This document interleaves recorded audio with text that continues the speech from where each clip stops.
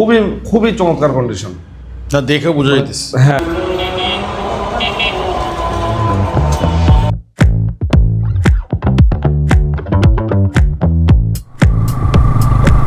Quantum ফাউন্ডেশনের একটা tagline আছে, সেটা হচ্ছে সুস্থ দেহ, প্রশান্ত মন, কর্মব্যস্ত, সুখী জীবন। মানে কথা হচ্ছে আপনার শরীর যদি সুস্থ থাকে তাহলে আপনার মনও প্রশান্ত থাকবে, আর তাহলে আপনি সারাদিন কাজকর্ম করে সুখী জীবনযাপন করতে পারবেন। আর শরীর সুস্থ রাখার জন্য অন্যতম একটা প্রধান কাজ হচ্ছে খেলাধুলা করা। শুক্রবার সকাল সকাল ফুটবল খেলার প্র্যাকটিস করতেছি। লাস্ট একটা ভিডিওতে দেখেছিলেন যে ফুটবল খেলছিলাম, সেটা হচ্ছে আমাদের ভাই মোহাম্মদ সানির সাথে বসুন্ধরার একটা ইনডোর মাঠে। আর আজকে তারই ধারাবাহিকতায় গুলশানের আরেকটা মাঠে আমরা খেলতে যাইতেছি। গত লাস্ট যে ম্যাচটা আমি খেলছিলাম সেই ম্যাচে আমরা যারা ছিলাম আজকেও তারাই খেলবো, জাস্ট ভেন্যুটা চেঞ্জ হয়ে গেছে। কারণটা হচ্ছে আমরা ওই জায়গাটায় মাঠ খালি পাই না, যেহেতু শুক্রবার রাশ থাকে। আর আপনাদের ভাই যেহেতু সপ্তাহে শুক্রবার শনি দুইটা দিনই ফ্রি থাকে, তাই এই দুইটা দিন আমাদের অনেক কাজকর্ম করতে হয়। সকালবেলা হাতির ঝিলের পাশ দিয়ে ফ্রেশ বাতাসে বাইক রাইড করতে মনটা এমনিই উৎফুল্ল লাগতেছে। আর ভিডিওর ইন্ট্রোটাও এখান থেকেই দিয়ে দেই। আসসালামু আলাইকুম, what's going on everyone, this is Zahid, welcome to my YouTube channel. এই ভদ্রলোক হাঁটতেছে, ওনার মতো আমারও হাঁটার দরকার। প্রতিদিন রাতেই আমি চিন্তা করি আগামীকাল সকাল থেকে আমি দৌড়াতে বের হবো, কিন্তু পরের দিন সকালে আর আমার সেটা মনে থাকে না। মনে পড়তে পড়তে আবার রাত 9টা-10টা বেজে যায়, যে কারণে দৌড়ানোটা আসলে হয় না। তবে দৌড়াইতে হবে, প্রতিদিন সকালে দৌড়াইতে হবে, প্রচুর দৌড়াদৌড়ি করতে হবে জীবনে।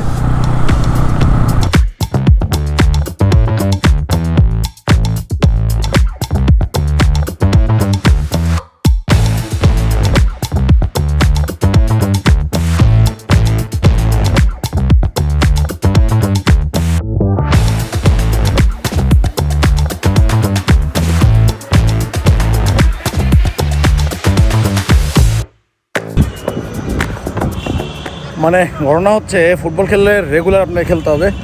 আপনি মাসে একবার খেললেন, 2 মাস পর একবার খেললেন, তাহলে আপনি 90 মিনিট এনার্জি ধরে রাখতে পারবেন না। যে কারণে অলমোস্ট 60 মিনিট খেলার পরে আমার অবস্থা খারাপ।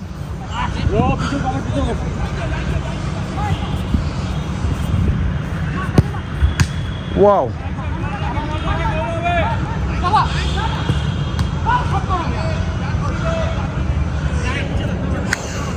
চমৎকার দুইটা সেফ ঠেকাইছে। আমি আর নামবো না, এখন একটু রেস্ট নিব। রেস্ট নিয়ে তারপরে বাসার উদ্দেশ্যে রওনা হব, কারণ আজকে শুক্রবার জুম্মার নামাজ পড়তে হবে। হুট করে একদিন ফুটবল খেলার জ্বালা অনেক। মানে আপনি যদি রেগুলার খেলাধুলার ভিতরে থাকেন তাহলে আপনার শরীর অ্যাক্টিভ থাকবে, কিন্তু আপনি যদি হঠাৎ করে একদিন খেলা করেন তাহলে দেখবেন আপনার পুরো শরীর ব্যথা হয়ে শেষ হয়ে যাবে। আমার অবস্থাটা হয়েছে তাই। রেগুলার ফুটবল খেলবো এই চিন্তাধারা থেকেই ফুটবল খেলাটা শুরু করছিলাম, কিন্তু প্রথম দিন খেলার পরেই 1 মাসের একটা লম্বা বিরতি দেওয়া লাগছে বাধ্য হয়ে, যে কারণে গতকালকে ফুটবল তো খেলছি, কিন্তু পরবর্তীতে অবস্থা ভয়ঙ্কর ধরনের খারাপ।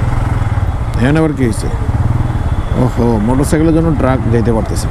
গতকাল সকালে ফুটবল খেলার পরে বাসায় যেতে যেতেই অবস্থা কাহিল হয়ে গেছে। জুম্মার নামাজ পড়ে বাসায় এসে খাওয়া দাওয়া করে আর দাঁড়ায় থাকার মতো অবস্থা নাই। মানে শরীরের উপরের সাইড তো ঠিক আছে, বাট নিচের সাইড একদম অবশ হয়ে যাওয়ার মতো অবস্থা, যে কারণে তাড়াতাড়ি ঘুমিয়ে পড়ছি। আর ওইটাই হয়েছে ভুল, ঘুম থেকে ওঠার পরে ব্যথা যেন আরও ডবল মাত্রায় বেড়ে গেছে।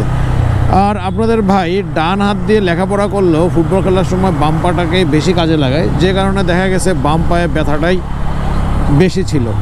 আমার ছোট চাচার গরুর মাংসতে অ্যালার্জি ছিল। মানে গরুর মাংস যদি 1 পিস খাওয়া হয়তো ভদ্রলোকের পুরো শরীর অ্যালার্জি আর চুলকানি দিয়ে ভরে যেত, যে কারণে উনি জিদ করে আরও বেশি পরিমাণে গরুর মাংস খাইতেন, যার অবস্থা হয়তো খুব ভয়াবহ।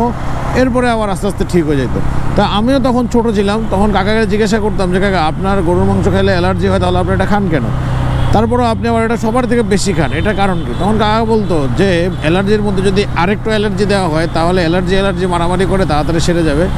সেই বুদ্ধিটা আপনাদের ভাই কাজে লাগাইতে চাইছিল। ভাবলো যে ব্যথা শরীরে যদি আরও একটু ব্যথা দেওয়া হয় তাহলে হয়তো ব্যথাটা তাড়াতাড়ি সারবে, যে কারণে রাতের বেলা খেলা হয়েছে আবার ব্যাডমিন্টন।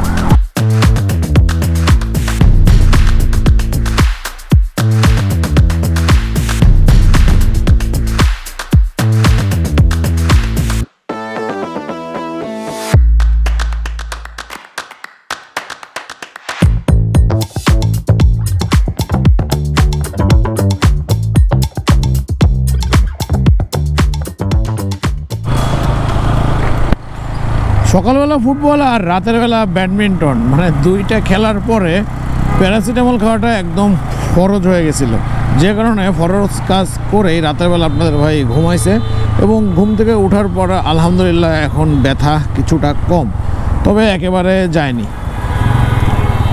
তাই ভাবলাম আজকে আর নড়াচড়া করা যাবে না, আস্তে আস্তে একটু খেলাধুলা করতে হবে, মানে শরীরটাকে আগে রানিং করতে হবে, তারপরে সামনের সপ্তাহে আবার ফুটবল খেলায় ঝাঁপায় পড়তে হবে। বিছানায় শুয়ে শুয়ে এই চিন্তা ভাবনা করতে করতে ভাবলাম যে লাস্ট ভিডিওতে তো দেখাইছিলাম যে সিএফ মোটর নতুন বাইক লঞ্চ করছে, আর ঢাকায় নাকি তাদের 3S ফ্ল্যাগশিপ আউটলেটও উদ্বোধন হয়ে গেছে, আর সেটা হচ্ছে মিরপুর 11 নম্বরে। তাই প্ল্যান হচ্ছে ঘুম থেকে উঠে ফ্রেশ হয়ে তারপরে মিরপুরে যাব। ঘুম থেকে তো উঠছি, ফ্রেশও হয়েছি, কিন্তু বাহিরের আবহাওয়া দেখে আর মিরপুরের উদ্দেশ্যে বের হওয়ার ইচ্ছা হয় নাই। ভাবছিলাম যে আবার শুয়ে ঘুমিয়ে থাকি, তবে সারাদিন তো আর ঘুমিয়ে থাকা যায় না, যে কারণে দুপুরে খাওয়া দাওয়ার পরে এখন যাচ্ছে হচ্ছে মিরপুরে সিএফ মোটর 3S ফ্ল্যাগশিপ শোরুমটা দেখার জন্য।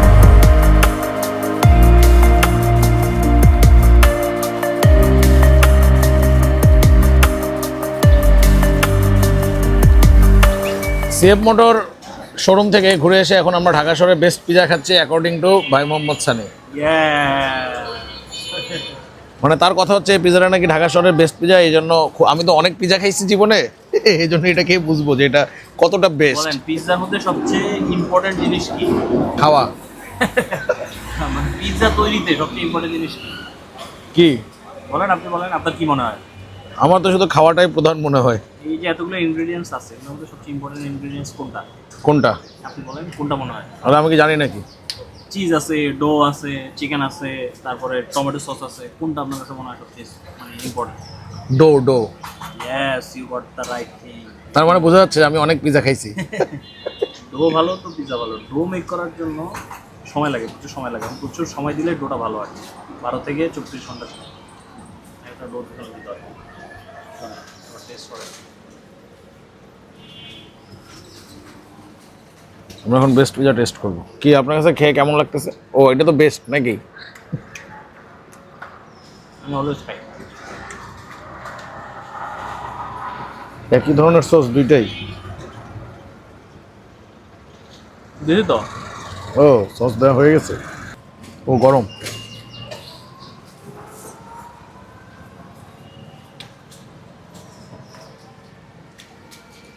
ভালো, খারাপ না। বেস্ট কিনে যাই না, কারণ ঢাকা শহরে সব পিজা খাওয়ার সৌভাগ্য আমার হয় নাই, তবে টেস্ট অনেক ভালো।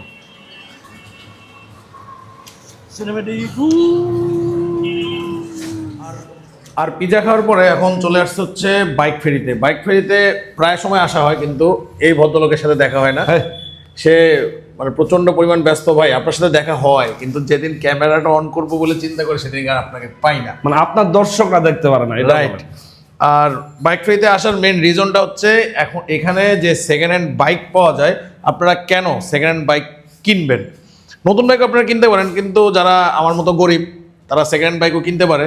মানে আমাদের একটা কমন ধারণা থাকে যে আমরা কম টাকায় বাইক পাবো দেখে আমরা সেকেন্ড হ্যান্ড মার্কেট থেকে বাইক কিনি, কিন্তু সেখানেই আমরা ধরাটা খাই। কারণ দেখা যায় অনেক সেকেন্ড হ্যান্ড বাইকের শোরুমে বাইকের মিটার টেম্পারিং করা হয়, বাইকের কালার চেঞ্জ করা হয়, আরও অনেক কিছুই আছে। কিন্তু শুভ ভাই আমাকে প্রথম থেকেই বলতেছিল যে ওনারা বাইক ফেরিতে একদম নিউ কন্ডিশনের বাইক কিনে, যে বাইকগুলো কিনতে গেলে আপনি মার্কেটের যে নতুন বাইকগুলো ওগুলোর কাছাকাছি প্রাইস পাবেন, তবে বাইকের কন্ডিশনগুলো একদম নতুনের মতোই থাকবে নাকি? ভাই আমাদের বিজনেসের ওই ইয়েটাই হচ্ছে এটা, মানে ওই ট্রিকটাই হচ্ছে এটা যে আমরা জাস্ট মিটারে হাত দিই না এবং স্টক বাইক রাখি, মানে যেমন কিনি তেমনই বিক্রি করি। আর বাইকটা চেষ্টা করি হচ্ছে একদম একদম করকরা রাখতে আর কি। মানে আপনারা ধরতে পারেন যে সেকেন্ড হ্যান্ড বাইক আপনাদের ওই কন্ডিশনে কেনা উচিত যে কন্ডিশনে হয়তো আপনাদের রেজিস্ট্রেশনের টাকাটা বেঁচে যাবে, কিন্তু বাইকটা একদম অনেক কিছু বেঁচে যাবে ভাই। বাইকটা একদম নতুনের মতো। আমি তো বললামই, মানে আমার একটা ওয়ার্ডে আছে হচ্ছে যে পুরাতনের দামে নতুন বাইক। বাইক ফেরি থেকে বের হয়ে গেছি, আর বাইক ফেরি থেকে বের হয়ে এখন সরাসরি বাসায় যাওয়ার জন্য রওনা হয়ে গেছি। বাইক ফেরিতে শুভ ভাইয়ের সাথে অনেকক্ষণ আড্ডা দেওয়া হয়েছে। শুভ ভাই ছিল, রাজু ভাই ছিল, আমাদের MSI ব্লগস রানা ভাই ছিল, সবার সাথে অনেক আড্ডা হয়েছে। প্লাস বাইক ফেরিতে তারা কী টাইপের বাইক সেল করে সেগুলো নিয়েও আলাপ আলোচনা হয়েছে, যেগুলোর কয়েকটা ক্লিপ আপনারা অবশ্য দেখছেন।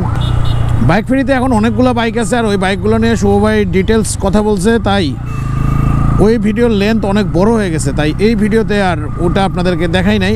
আগামীতে আরেকটা ভিডিও আপলোড করব, যেটাতে শুধুমাত্র সেকেন্ড হ্যান্ড বাইক কেনার ক্ষেত্রে কি কি বিষয় খেয়াল রাখতে হবে আর বাইক ফেরিতে কী কী বাইক আছে ওগুলাই আপনাদেরকে দেখাবো।